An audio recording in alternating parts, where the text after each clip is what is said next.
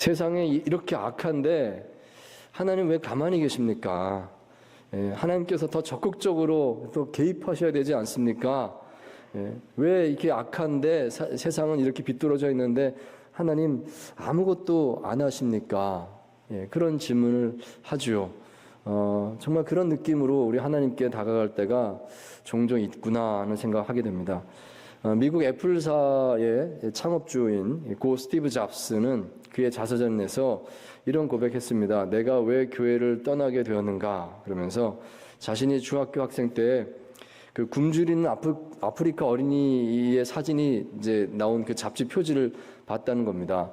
그걸 보고서 너무 충격을 받아서 그 주일학교 목사님에게 이제 가서 목사님, 하나님께서는 우리의 모든 걸 다 아신다고 그러셨죠? 그러니까 그렇지. 그러면 이것도 아시나요? 그러면서 그 사진을 이렇게 들이민 거예요. 하나님 이것도 아세요? 그러니까 이제 목사님께서 유감스럽지만 하나님께서 이것도 아시지. 이게 답을 하셨는데 이게 마음에 안 들었던 겁니다. 하나님이 아시는데 왜 아무것도 안 하시나요? 그래서 이제 자기가 교회를 다니지 않게 됐다. 뭐 이제 이런 얘기를 그의 자서전에 적었습니다. 그런데 아마 이 스티브 잡스처럼 생각하시는 분이 여러 군데 더 많이 계시지 않을까 생각이 됩니다. 자, 그렇지만 여러분, 오늘 본문 창세기 8장 말씀 뒷부분 말씀, 그리고 여기 9장의 이 앞부분 말씀을 읽으면서 우리는 이런 신정론의 질문에 대한 하나님의 한 가지 답을 볼 수가 있습니다. 하나님께서 여기에 대해서 이런 마음이시겠구나 하는 것을 우리가 알 수가 있습니다. 사실 하나님께서는 이미 세상을 심판하셨습니다. 이미 개입하셨습니다. 그게 바로 노아의 홍수 사건인 것이죠. 악인들이 판을 치는 세상이 이렇게 악해졌구나. 그럴 때 하나님께서 그걸 좌시하지 않으시고 하나님께서 그 안에 일을 일으키셨습니다. 수많은 사람들 그 악을 홍수로서 심판하신 겁니다. 노아 한 사람 그 가족만 남기시고 온 세상을 한번 싹 쓸어 버리셨습니다. 자, 그렇게 해봤더니 그랬더니 8장 21절 22절 말씀입니다. 여기 우리 하나님의 솔직한 마음의 고백이 나오고 있는데요. 같이 한번 읽겠습니다. 시작.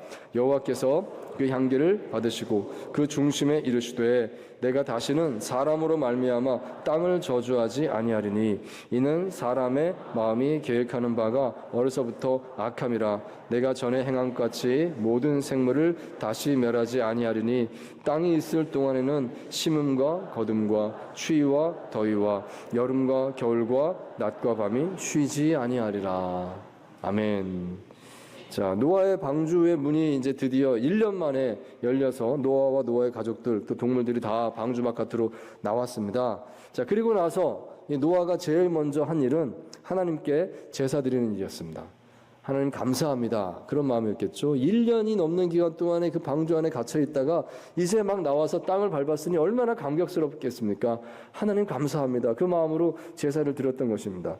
자, 그런데 그 노아가 드리는 그 제사, 이 제물의 그 이제 연기가 하늘로 올라갔을 텐데 그 향기를 하나님께서 받으시면서 하나님 마음 중심에 이런 생각을 하셨다라고 여기 기록되어 있는 겁니다. 내가 다시는 사람으로 말미암아 땅을 저주하지 않으리라. 이는 사람의 마음이 계획하는 바가 어려서부터 악함이라. 내가 전에 행한 것 같이 모든 생물을 다시는 멸하지 않으리라. 하나님이 그렇게 혼자 속으로 말씀하셨다. 하나님 속으로 혼자 말씀하시는 게 어떻게 여기 기록됐는지 알 수 없지만 이게 기록되어 있습니다. 하나님 마음이 이와 같았다라고 여기 적혀 있습니다. 이런 뜻이죠. 하나님께서 정말 홍수로 세상을 한번 싹 심판을 해보았다는 것입니다. 그런데 해보니까 마음이 너무 아프더라. 하나님 마음이 너무 아팠다는 겁니다. 우리가 지지난주 7장을 읽으면서 같이 보지 않았습니까? 7장 뒷부분 보시면 홍수가 진행되는 동안에 하나님께서 사라지세요. 안 계신 것 같아요. 한 말씀도 안 하시고 침묵하시고 우리가 이것을 이제 하나님의 실종이다 이렇게 이제 불렀습니다. 그런 모습이었습니다. 왜냐하면 하나님께서 너무 마음이 아프셨기 때문에 홍수를 내리는 동안에 그 모든 죽어가는 사람들, 생물들을 보면서 하나님께서 너무 눈물을 흘려서 참아 볼 수가 없었고 침묵하셨더라 하는 것입니다. 자, 그것을 다 하나님께서 겪으셨습니다. 그리고 이제 방주의 문이 열리고 다시 노아와 노아의 가족들이 세상에 나왔는데 이제 8명 아니겠습니까? 8명입니다. 이들의 모습을 하나님께서 보시는 겁니다.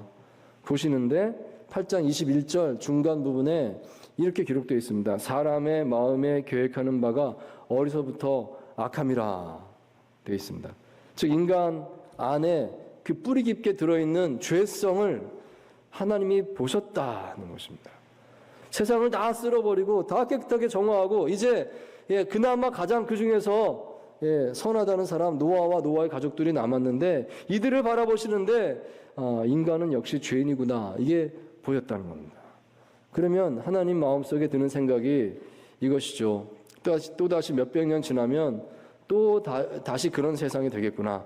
악인들이 나올 것이고 약육강식의 시대가 될 것이고 그런 일들은 또 일어나겠구나. 하나님 그게 보이시는 겁니다. 노아를 보면서 그게 보이시는 거예요. 자, 그래서 하나님께서 어떻게 하셨는가? 결심하셨다는 겁니다. 하나님 결심하셨어요. 내가 다시는 홍수와 같은 방법으로 세상을 쓸어버리는 그런 일은 하지 않겠다. 그 결심이 여기 8장 20절 21절에 나오는 겁니다. 내가 다 해봤는데 마음만 아프지 결국은 똑같지 않냐. 그러니까 내가 다시는 그 방법을 쓰지 않겠다. 8장 22절 말씀 땅이 있는 동안에 심음과 거둠과 추위와 더위와 여름과 겨울과 낮과 밤이 쉬지 아니하리라. 즉 다시는 천재지변 이런 거 일으키지 않겠다. 그대로 가게 하겠다. 뒤집지 않겠다는 겁니다. 하나님의 결심입니다. 이 세상 비록 악하지만 인간은 비록 타락했지만 내가 한번 쓸어봤더니 그 방법은 아니야. 다시는 그러지 않겠어. 그 말씀하시는 겁니다. 자, 그런 분위기에서 오늘 창세기 9장 하나님께서 세상을 다시 시작하시는 겁니다. 인간은 죄인인데 내가 참아야지 하면서 다시 시작하는 세상이 창세기 9장의 세상입니다. 어떻게 이렇게 연약한 정말 죄인인 이런 악한 인간들을 데리고 세상을 시작할 수 있을까요? 하나님 마음은 어떤 마음일까요? 다시 좀 지나면 이 인간들이 또 자손을 뿔리면서 세상은 타락하고 말 텐데 그럼에도 불구하고 이런 모순된 상황 속에서도 다시 세상을 세워나가시는 하나님 어떻게 과연 그렇게 하셨던 것일까요? 그러므로 오늘 창세기 9장 말씀을 통해서 우리는 이 모순된 세상 속에서 우리가 어떻게 다시 희망을 세워나갈 수 있을 것인가 그것을 배울 수 있겠다 하겠습니다. 하나님께서 이런 마음으로 세상을 일으키시고 이루어 가시는군요. 자, 이것을 우리가 오늘 우리 삶 속에 적용할 수 있기 원합니다. 오늘 우리 삶에서도 동일한 실망을 우리가 많이 하지 않습니까? 뉴스를 들으면서 어떤 소식을 들으면서 왜 그래? 왜 사람들은 그렇지? 그 멀리 갈 것도 없습니다. 나 자신만 봐도 그래요. 나 자신을 보고도 실망합니다. 우리 가까운 사람들, 우리 가족들과의 관계를 보더라도 이런데 세상이 어떻게 아름다운 세상이 될 수 있습니까? 하나님 믿는다는 게 도대체 뭐가 좋다는 겁니까? 이런 마음 들지 않습니까? 자, 그러함에도 불구하고 우리는 하나님의 백성으로서 어떻게 이 세상을 아름다운 하나님의 나라로 일구어 갈 수가 있을까요? 창세기 9장 말씀을 보면서 우리가 그 지혜를 배운다 하겠습니다. 오늘 본문 말씀의 교훈을 우리 각자의 삶에 적용해 볼 수 있기를 원합니다. 자, 함께 보겠습니다. 첫 번째로 우리 하나님께서는 연약한 인간들이 곧 우리들이 하나님의 명령에 잘 순종할 수 있도록 적극적으로 도와주십니다. 하나님의 적극적인 도우심에 이미 예비되어 있습니다. 자, 9장 1절 2절 말씀 같이 읽도록 하겠습니다. 시작. 하나님이 노아와 그 아들들에게 복을 주시며 그들에게 이르시되 생육하고 땅의 모든 짐승과 새와 땅에 기는 모든 것과 바다의 모든 물고기가 너희를 두려워하며 너희를 무서워하리니 이것들은 너희의 손에 붙였음이니라. 아멘. 자, 여기 9장 1절에 우리는 창세기 1장에서 보았던 똑같은 하나님의 명령을 다시 한번 보는 것입니다. 창세기 1장에 하나님께서 생육하고 번성하라, 땅에 충만하라, 그리고 만물을 다스리라 아담과 하와에게 말씀하셨지 않습니까? 자, 그런데 여기 9장에 그 동일한 말씀이 다시 한번 나오고 있습니다. 생육하고 번성하라, 충만하라, 그리고 조금 변형됐습니다만은 다스리라. 이 명령이 9장에 다시 한번 나와요. 자, 이것은 이렇게 말할 수 있습니다. 하나님께서 그렇구나, 노아를 제2의 아담으로 세우시는 것이구나. 알 수가 있어요. 아담에게 주셨던 그 명령이 9장에 다시 나온다는 것은 노아가 바로 제2의 아담이구나, 그 말씀인 것입니다. 창세기 1장에 세상을 시작할 때 그 마음 그대로 창세기 9장에 다시 한번 이 세상을 새롭게 시작하십니다. 자, 그런데 몇 가지 다른 점이 있죠. 창세기 1장의 배경은요, 아직 사람들이 타락하기 이전입니다. 에덴 동산입니다. 모든 것이 부족함이 없는 온전한 세상입니다. 거기서 이제 시작을 하셨는데, 자, 그런데 창세기 9장은 타락한 이후의 세상입니다. 인간들은 죄인입니다. 벌을 받아서 이제 땀을 흘려서 일해야 겨우 먹고 살 수 있는 그런 척박한 환경이 되었습니다. 자, 그렇기 때문에 다른 것이죠. 여기 9장에서 하나님께서 몇 가지 다른 명령을 덧붙여서 주시는 것을 우리는 발견할 수가 있습니다. 자, 2절 말씀을 다시 한번 보시기 바랍니다. 보시면 땅의 모든 짐승들, 또 공중의 여러 새들, 또 기는 것들, 또 물고기들, 이들이 사람을 무서워하게 되었다 되어 있습니다. 너희를 두려워하고 너희를 무서워하게 할 것이다. 하나님 그렇게 만드셨다라고 되어 있습니다. 그리고 이것들을 너희 손에 붙였다, 이렇게 말씀하시죠. 이건 창세기 1장에 없던 말입니다. 9장에 새로운 창조를 시작하시면서 여기엔 이 말씀을 덧붙여 말씀하십니다. 왜 그랬을까요? 환경이 바뀌었다는 것입니다. 이제는요, 동물들이 그 에덴 동산의 그 동물들이 아닙니다. 이 동물들이 사나워졌습니다. 아마 육식 동물도 생겨난 것 같습니다. 에덴 동산에서 아담과 이 동물들의 관계는요, 아담이 이 동물들을 다스릴 때 동물들은 아담에게 순종했습니다. 다 아담에게 나오고 또 아담은 동물들 이름을 지어주고 그런 좋은 관계였지 않습니까? 근데 9장에는 더 이상 그렇지 않습니다. 동물들과 인간들이 경쟁해야 됩니다. 생존 경쟁이 일어났습니다. 9장의 분위기는 그렇습니다. 그 속에서 생육하고 번성하라, 땅에 충만하라, 어떻게 한단 말입니까? 쉬운 일이 아닙니다. 그래서 하나님께서 질서를 정해주는 겁니다. 동물들은 인간을 무서워해라, 정해줍니다. 그렇지 않으면 어떤 힘센 육식동물이 인간을 해칠지도 모릅니다. 하나님께서 그걸 딱 경계선을 정해주셨다는 것입니다. 그럼으로써 인간을 보호해 주시는구나, 하나님의 이런 도우심이 있구나 하는 것을 우리가 확인하게 되는 것이죠. 자, 또한 3절 말씀 보시면 모든 산 동물은 너희의 먹을 것이 될 것이라 채소같이 내가 이것을 다 너희에게 주노라, 이 말씀하십니다. 그렇구나, 이제부터 육식을 허용하시는구나. 그 전까지는 이제 우리가 채식만 했습니다. 인간들이 채식만 했습니다. 그런데 하나님께서 아니야, 이제 너희가 생육하고 번성하고 땅에 충만하고자 하면 식량이 부족해, 육식도 허용하노라. 하나님 이렇게 말씀을 하셨다는 것입니다. 환경이 너무나 좋지 않기 때문에 인간의 생존을 위해서 하나님께서 이것을 허용하신다, 이걸 볼 수가 있습니다. 자, 그리고 또 하나님께서 또 한 가지 중요한 명령을 주시는데요, 4절, 5절, 6절 말씀에 나오고 있습니다. 우리 같이 또 한 목소리 읽겠습니다. 시작. 그러나 고기를 그 생명되는 피째 먹지 말 것이니라. 내가 반드시 너희의 피 곧 너희의 생명의 피를 찾으리니 짐승이면 그 짐승에게서, 사람이나 사람의 형제면 그에게서 그의 생명을 찾으리라. 다른 사람의 피를 흘리면 그 사람의 피도 흘릴 것이니 이는 하나님이 자기 형상대로 사람을 지으셨음이니라. 아멘.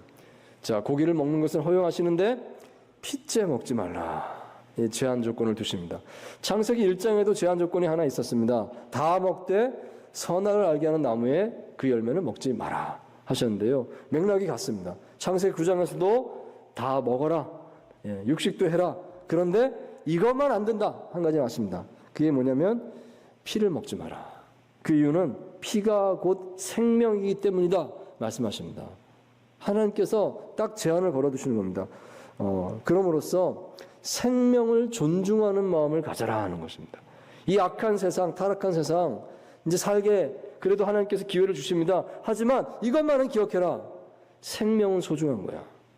남의 생명 해치지 마라. 특별히 바로 이어서 하시는 말씀이 사람의 생명을 해치지 마라 말씀합니다. 내 형제의 생명을 해치지 마라 말씀합니다. 거기 왜 형제란 단어가 들어갈까요? 하나님께서 기억하는 겁니다. 가인이 아벨을 죽였지 않습니까? 다시 똑같은 일이 벌어지지 않기를 바라신 마음이 들어있습니다. 사람의 생명은 소중하다. 만약에 생명을 해하게 되면 내가 생명으로 그 대가를 묻겠다. 그러니까 이런 뜻입니다. 너의 생명 귀한 줄 알면 남의 생명 귀한 줄도 알아야지. 하나님 이렇게 말씀하는 겁니다. 그걸 미리 교훈을 주셨다는 것입니다.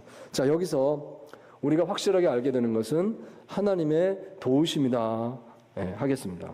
이 모순된 세상 가운데서 인간들이 생육하고 번성하고 충만하고 세상을 다스리는 그런 삶을 살고자 하면 하나님의 도움이 필요한데 그 도움을 하나님께서 미리 주셨구나 하는 것을 알 수가 있습니다. 이렇게 먹고 살아라. 육식도 허용한다. 하지만 피를 먹으면 안 된다.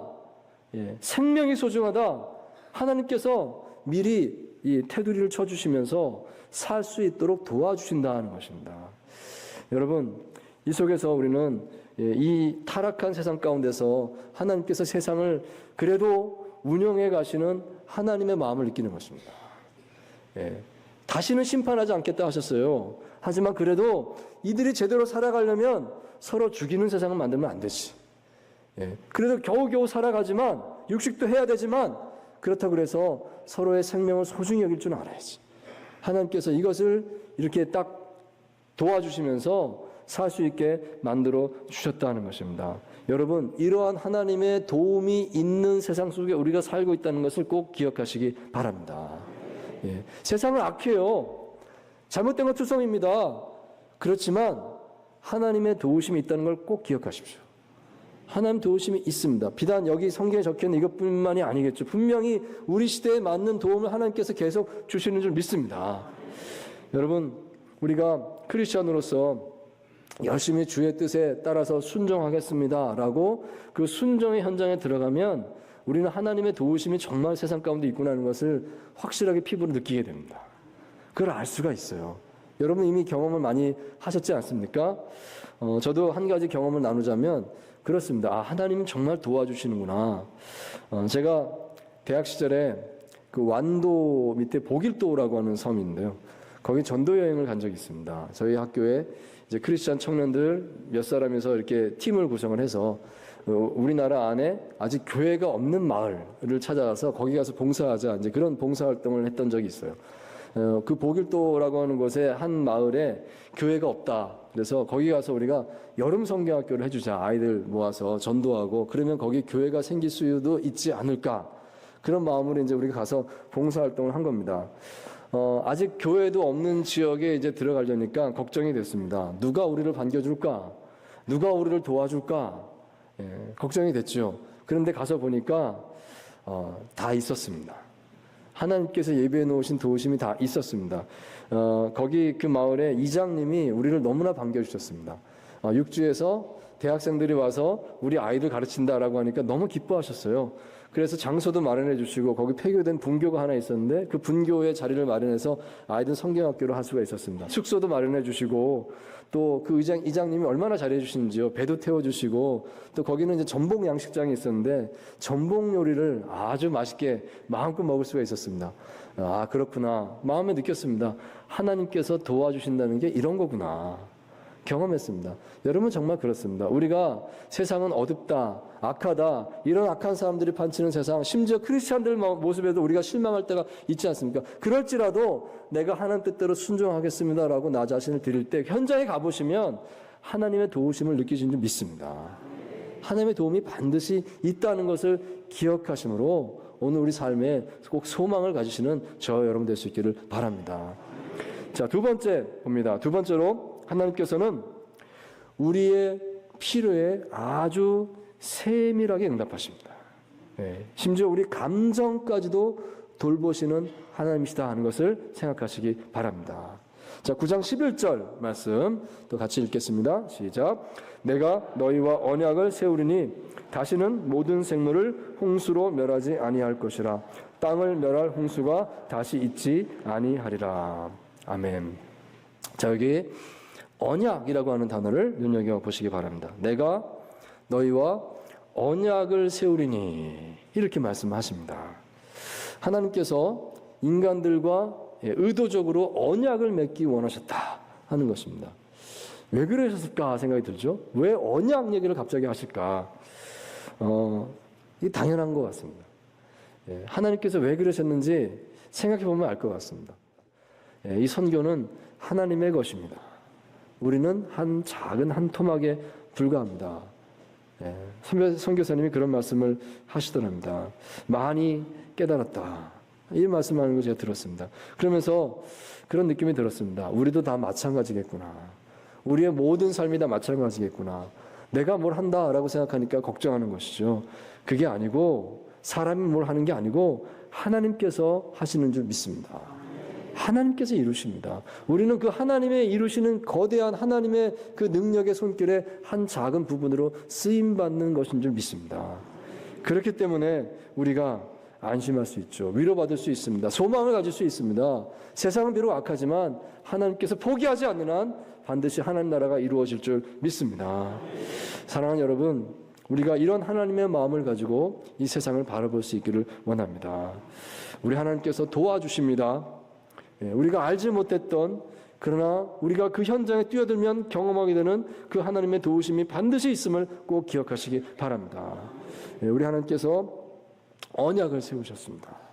약속하셨습니다. 그리고 세밀하게 무지개까지 보여주셨습니다. 우리를 그렇게까지 챙겨주시는 하나님의 마음이 있음을 꼭 생각하시기 바랍니다. 그리고 사람은 부족할지라도 하나님께서 하십니다. 그 하나님의 그 의지를 바라보시는, 그래서 희망을 가지시는 저와 여러분 될 수 있기를 주의 이름으로 축원드립니다.